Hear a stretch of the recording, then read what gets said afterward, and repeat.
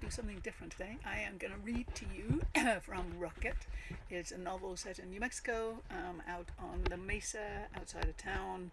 And yes, so it's out with a couple of publishers. They're looking at it, you know, give me positive vibes. But here you go. Here's Rocket, Chapter 1. Rocket had probably killed once, maybe twice, but the blackouts had been getting worse and she really couldn't rely on her own memory. There was no one to ask but for the dogs, and they just wagged their tails, hoping for treats.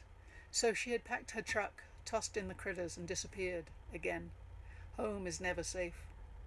A raven huddled in the pinon trees, with a wild flapping of wings and an uproar of croaks and cackles. She took to the gunmetal grey clouds, and the storm that threatened sent stick-like tumbleweeds grasping at the fence line for traction, leaving one stuck at the gate, this now locked gate. Rocket shivered, stared, and then yelled after the distant bird. Why? Why is everything so fucking hard? A shiny, thick chain wrapped the metal gate to the wooden post. It hadn't been there when she'd driven through a few nights before, and now it was.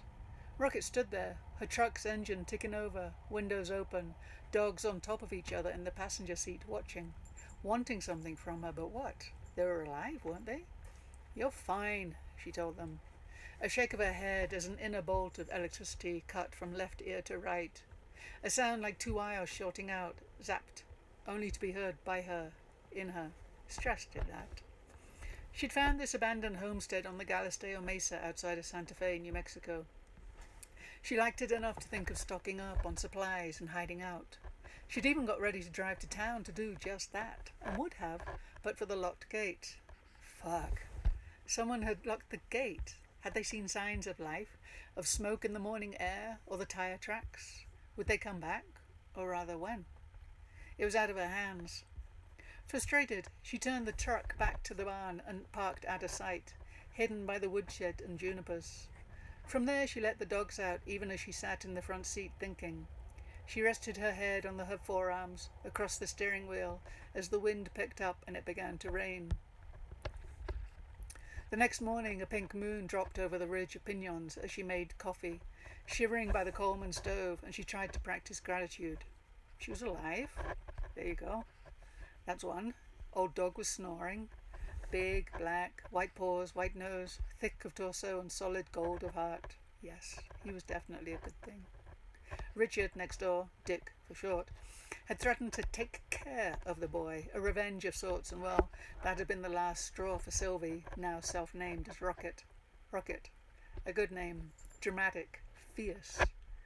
Jax would hate it. She snorted at the thought.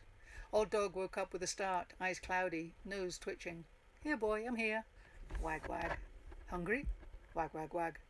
Up popped Littles, a black and tan 35-pound youngster, a little hound mutt, rescued from Dick's. She was one of the 9 girls born to a knackered-out bitch who'd been bred so often her whole body sagged with exhaustion.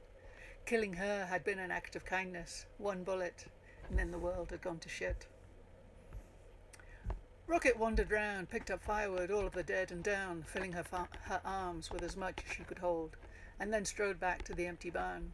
She'd been lucky to find the place on this gravel country road. She'd been driving in the light of a waning moon, heading down unfamiliar country roads, hungry, cranky. She'd been scared that someone would follow and find her, make her pay for it, that final act of rage that had depleted her reserves. Protecting her own came at a cost. That was the truth of it. And now, well, she had to hide until the dust settled in her old neighborhood. Would anyone notice she'd gone? Had anyone even noticed her when she was there? Rocket shook her head and focused on not tripping over Littles, who tried to grab one of the sticks in her arms, prancing and jumping around. Bark, bark, wag, wag, play with me. Rocket grinned. Come on, girl, give me a break. We'll play in a bit, honest. It's chilly, right? Well, it is for me. I need to make a small fire, and Odie needs the warmth too, those arthritic hips of his. You saw him struggle to stand this morning, didn't you? And so on.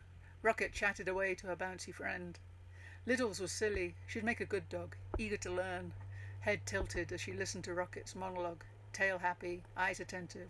Yes, a good mutt can't be beat. Much easier than people, that's for sure.